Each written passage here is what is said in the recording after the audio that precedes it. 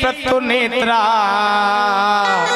यत्सुतो ध्रुवः। महाराज उत्तानपाद बड़े प्रतापी राजा थे और एक समय की बात,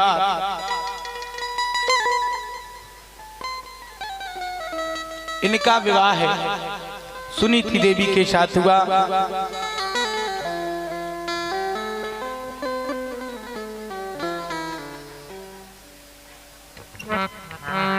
उत्तानपाद की प्रथम प्रिया सतियों में लेखी जाती थी, सतियों में लेखी जाती थी।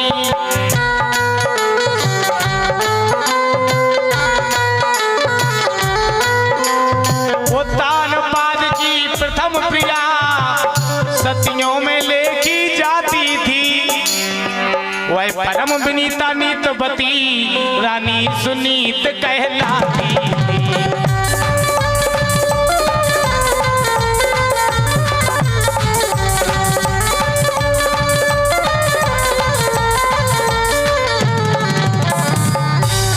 बड़ी सुंदर, जैसा नाम वैसा काम। सुनीति मतलब जिसकी नीति अच्छी हो। भगवान की कृपा थी तो, लेकिन एक परेशानी भी थी साथ साथ। इनके यहाँ कोई पुत्र नहीं था। क्या किया जाए? राजा के बाद कौन राजभाज को संभालेगा? मम्मी हने बतिया वो बंद कर दो, नहीं तो कल लगत के शाम कैसी के दिन डूबेर की नया और भुनसारे को पानी है ना। सुबह पानी गिरे तो दिन भर गिरा, तो दिन डूबेर नया हो जाए तो रात भर नींद नहीं लगा। अब तुम शुरू में ही श्री गणेश में बात राम दैया तो अच्छा सा लग रहा। जी बातें घरे, इधर सिर्फ कथा, ठीक है ना। वो जी की बुराई करने हमें गाली देने तो खूब देते रही है। ने हम सुने ने भौंके, लेकिन 3 घंटे यहाँ जब तक आप लोग बैठो बड़े प्रेम से कथा सुनो। तालियां बजाने से बजाओ, नहीं बजाओ नहीं बजाओ, लेकिन कथा श्रवण ध्यान से सुनो।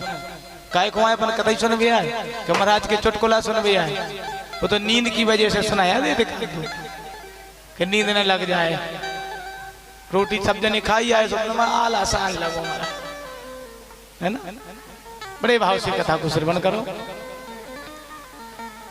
वो बई कथा चल रही, नहीं तो फिर तुम हो लगे शुरू।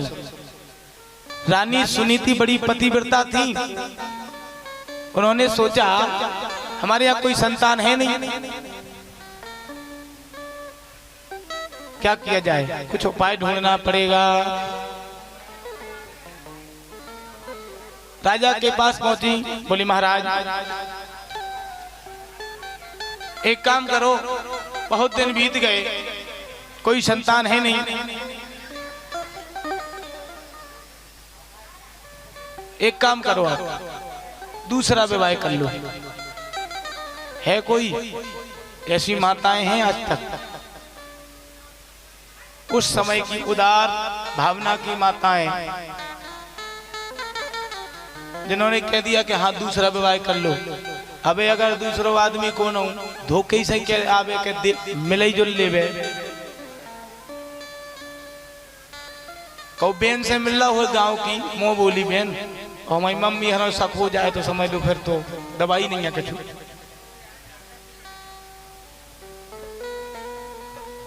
शास्त्र कहते हैं कुछ भी गलत हो इससे पहले विचार करो, पहले देख लो परख लो। ब्राह्मण देवता को जगह दो, कुर्सी दे दो, बैठ लो, विचार करो, इसके बाद आगे कदम रखो। जिंदगी में अगर लड़ाई झगड़ा हो जाए तो गारंटी की बात है वो बिना विचारे जो करे सो पाछे पछताए। काम बिगाड़ो आपनो, जग में होत हंसाए।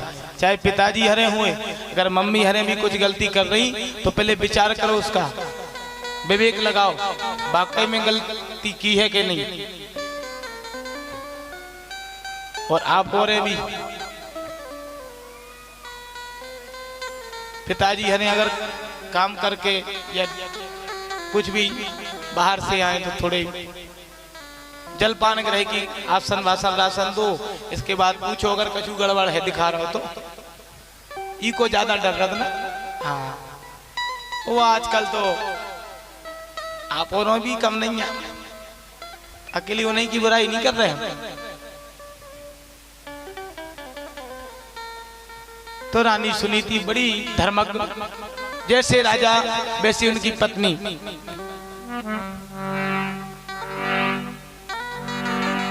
रानी सुनीति ने कहा महाराज विवाह कर लो।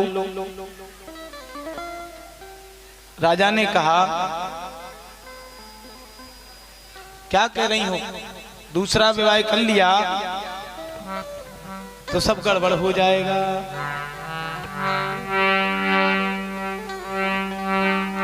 प्यारी प्यारी शादी करके जीवन भरना शादी होगी, घर को तो आबादी होगी पर तेरी बर्बादी होगी।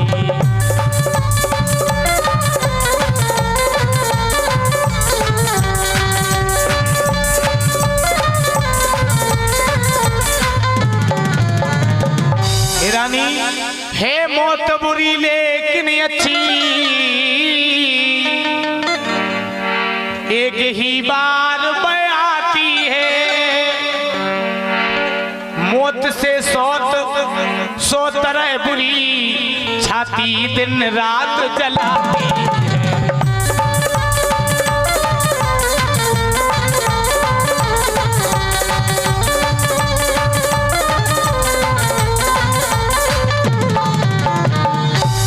यदि शादी कर लेंगे तो जिंदगी बर्बाद हो जाएगी तुम्हारी, और जिस घर में सोत आ जाए उसे अच्छी तो पहले मौत आ जाए। रानी बोली नहीं ऐसी कोई बात नहीं है, जिस घर में दो नारी हैं उसमें दो नाली बहती हैं, उसमें दो नाली बहती हैं।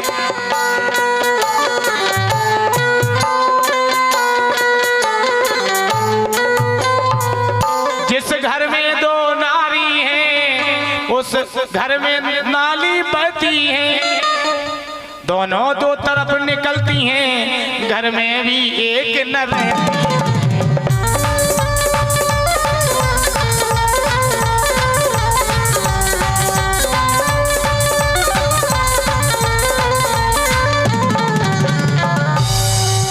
फिर भी राजा के कहने पर रानी नहीं मानी,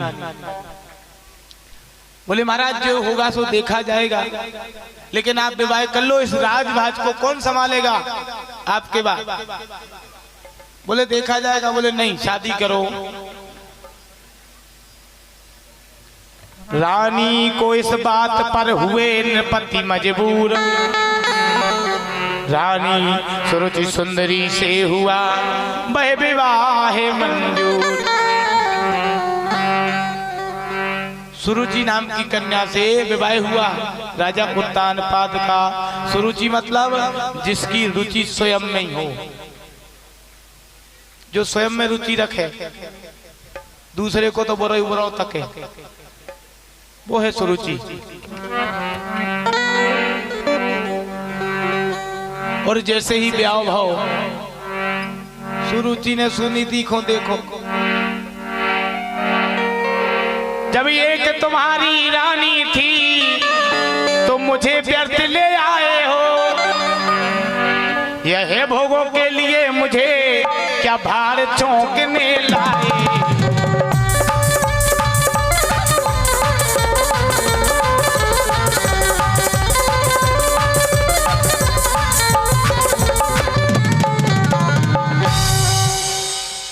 और जैसे ही मेरी आंख से लड़ने लगी सीधी, राजा ने कही सुनीति से कही थी हमने, बोले चिंता ना करो महाराज, जैसी सुरुचि की आज्ञा होगी वैसा ही हम करेंगे। तो बोले जाओ एक काम करो, खेतों पे रहियो। सुनीति खेतों पे रहने लगी एक झोपड़ी डाल के, और बोली काग भगोड़े भगाया करना भोजन में, जन्म माता आटो चालत ऊपरे बचोरा चलना में। ओ जजमान देखा तो कह नहीं, देख रही का जजमानी नहीं तो वो सुंदर मार के खुआ दे।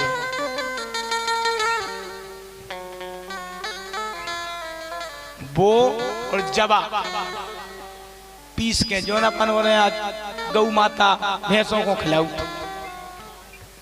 ऊ की रोटी बना बना के बेचारी सुनीति अपना पेट भरती रहे।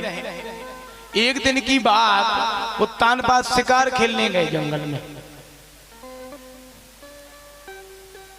जंगल में शिकार नहीं मिली, रात हो गई। जब ज्यादा रात हो गई तो सोची कि अब एक काम करो, घरे काहे खो जाओ, जो भी तो घरैया। सो खेत में झोपड़ी में सुनीति रानी के यहाँ रुक गए। सुबह हुआ, अपने महल को पधारे। भगवान की कृपा होनी थी, कुछ समय बाद दोनों रानियों के एक एक पुत्र हुआ। दोनों घर में बालक जन्मे, दोनों की अच्छी सायत है, दोनों की अच्छी सायत है।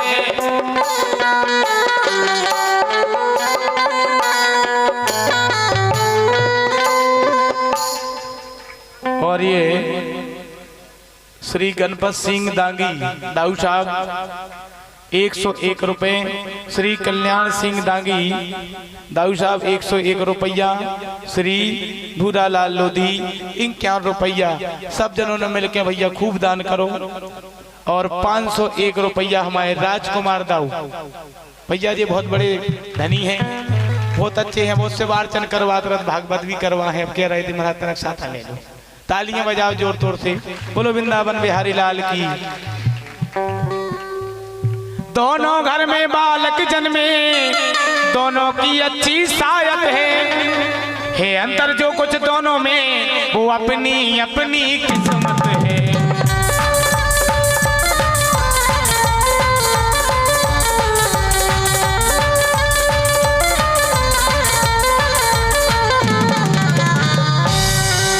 दोनों घर में बढ़िया, दोनों बालक समय से हुए, लालन पालन हुआ, बढ़िया खुशियां मनाई गई। बेचारी सुनीति अपनी झोपड़ी में खुशी मनाए, और सुनीति और सुरुचि अपने भवन में। जब दोनों बालक 5 वर्ष के हो गए, ध्रुव जी को थोड़ा चलना भी आने लगा। 5 साल को मोड़ा मोड़ी खूब निकलने लगा।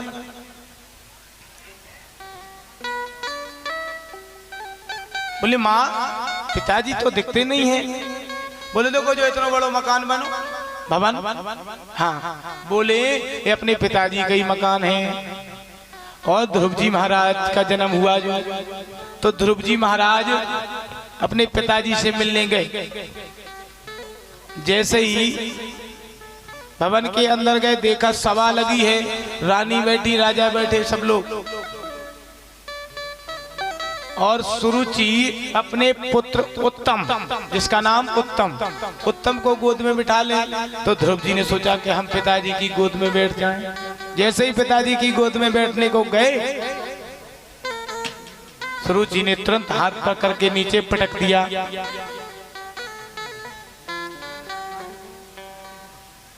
ध्रुव जी महाराज रोने लगे।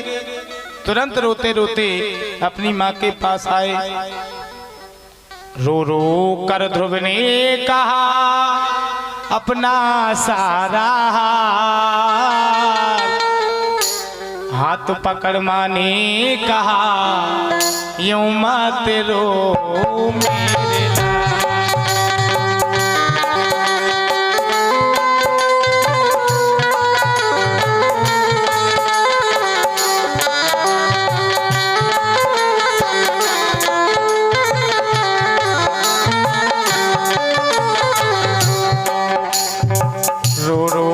ध्रुव ने कहा अपना सारा हाथ पकड़ माँ ने कहा, यूं मत रो मेरे लाल। हाथ पकड़ माँ ने कहा, यूं मत रो मेरे लाल। हाथ पकड़ माँ ने कहा, यूं मत रो मेरे लाल। बेटा मत रो, क्या हुआ? बोले मैया हम पिताजी से मिलने गए थे, छोटी माँ ने हमको पटक दिया सिंहासन पे और कहा कि अगर तुम्हें इस सिंहासन पर बैठना है तो जाओ भगवान की भक्ति करो और हमारी कोख से जन्म लो, जब तुम इस गादी के बैठने के लायक होगी।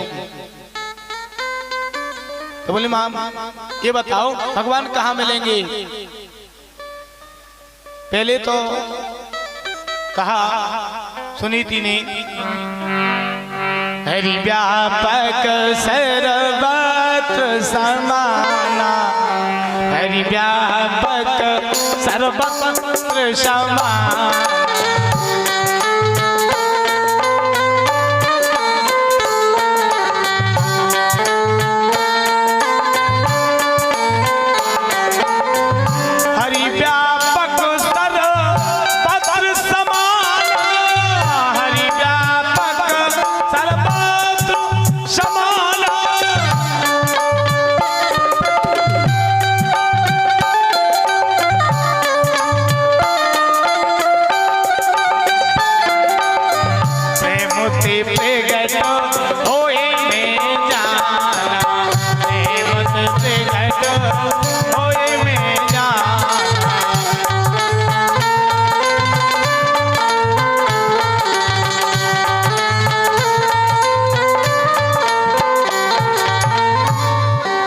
बोले बेटा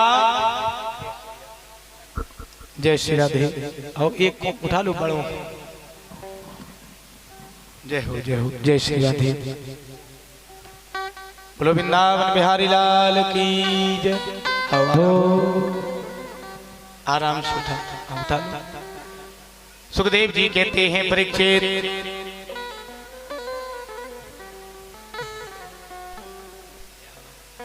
सुनीति ने कहा बेटा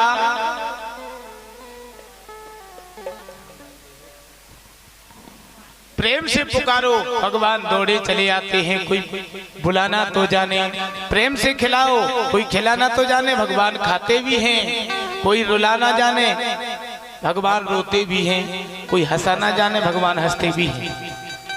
लेकिन प्रेम से, प्रेम से प्रकट होई में जाना। फिर कहा छोटा बालक है, पता नहीं ऐसा ना होकर दौड़ लगा दे। तो बोले बेटा वो जंगल में रहते हैं दूर। बोले मैया आज तो चाहे कुछ हो जाए,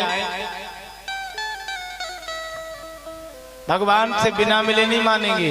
और आज 5 वर्ष के ध्रुव जी महाराज छोटे छोटे पैर, नंगे पैर दौड़ लगा दी भगवान से मिलने के लिए। बोलो ध्रुव जी महाराज की। जैसे ही चले थोड़ी दूर पहुंचे, माँ ने रोका, रुके नहीं। और जब आदि जंगल में पहुंचे, नारद जी ने देखा कि छोटा सा बालक है, पता नहीं वाकई में भगवान से मिलना चाहता है, परीक्षा लेना पड़ेगी। नारद जी परीक्षा लेने गए। श्री राधे।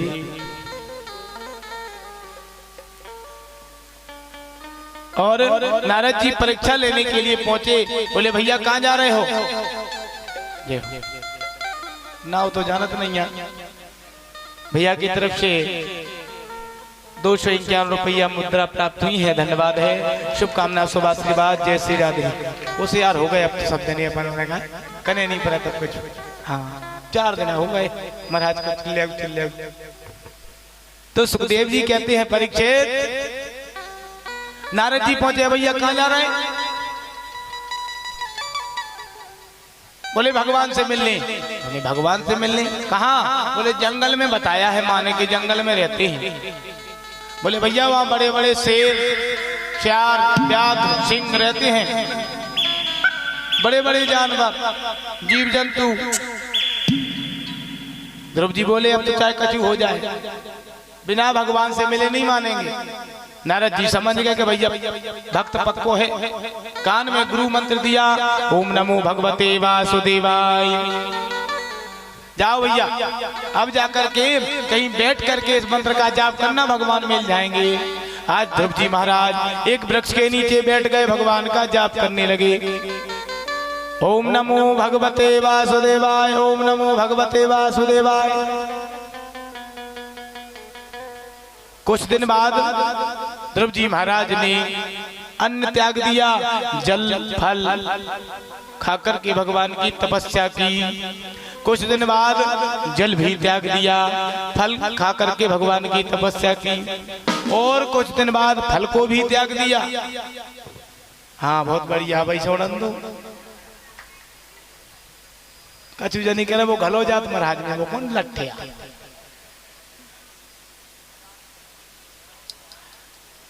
फिर कुछ दिन बाद ध्रुव जी महाराज ने सब कुछ त्याग दिया, पत्ते सेवन किए और भगवान का तप किया। फिर कुछ दिन बाद पत्ता भी त्याग दे, केवल वायु सेवन, हवा के लिए, और भगवान की भक्ति करते रहे। फिर थोड़े दिन बाद सब कुछ त्याग दिया, वायु भी त्याग दी और भगवान की तपस्या करते चले। और इतनी घोर तपस्या की कि इंद्र का इंद्रासन हिल गया। इंद्र जल्दी डरा जाते, ऐसा नहीं हमारी कोनो कुर्सी छुड़ा ले।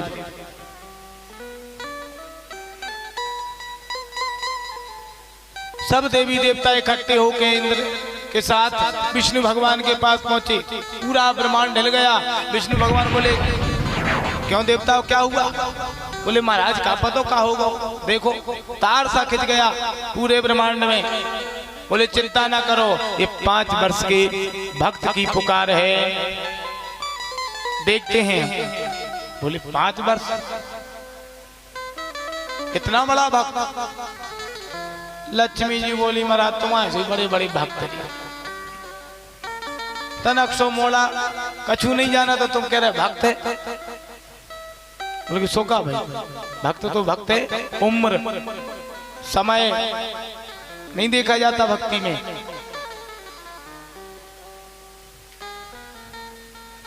एक बार की बात, एक भक्त था तो गुरुजी से मंत्र लेके भगवान को जप कर रहा हो तो एकांत में जाके माला लियो करो, कमल दल लोचन, कमल दल लोचन, कमल दल लोचन। कछु तुक बिगड़ गई होगी, कमल दल लोचन तो भूल गो, करो घमूचन घमूचन घमूचन। लक्ष्मी जी कह रही धन है ऐसे तुम्हारे भक्त।